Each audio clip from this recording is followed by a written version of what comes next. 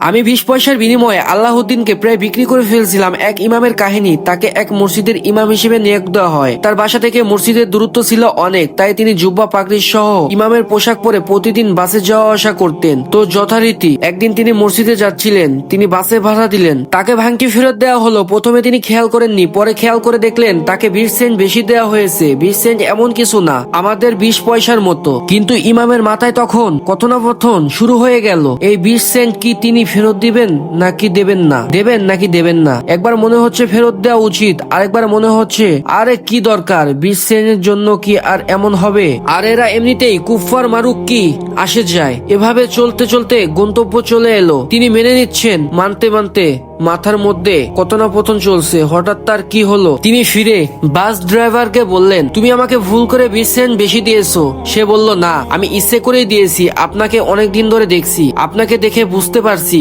আপনি কোনো মসজিদের ইমাম। আমি ঠিক করছিলাম আপনি যদি এই 20 সেন্ট ফিরিয়ে দেন তাহলে আমি ইসলাম গ্রহণ করব, আর যদি ফিরে না দিতেন তাহলে বুঝতে পারতাম আপনারাও অন্য সবার মতো মিথ্যুক। এই ঘটনা বলে সে ইমাম কাঁদতে শুরু করলেন। তাকে জিজ্ঞাসা করা হলো, কাঁদলেন কেন? সে ইসলাম গ্রহণ করেছে এজন্য। তিনি বললেন, না, আমি কাঁদছি এজন্য যে এই 20 সেন্ট বিনিময়ে আল্লাহউদ্দিনকে প্রায় বিক্রি করে ফেলছিলাম। আর আমার ভালোবাসার মানুষগুলা যারা আমার সাথে কথা বলতে চাও, আমার ফেসবুকের লিংক ফার্স্ট কমেন্টে পিন করে দেওয়া, সবাই অ্যাড হয়ে যাবা। সো গাইস, ভিডিওটা ভালো লাগলে লাইক, কমেন্ট, শেয়ার এবং সাবস্ক্রাইব করে দিবা। সবাই ভালো থাকবা, সুস্থ থাকবা। আল্লাহ হাফেজ।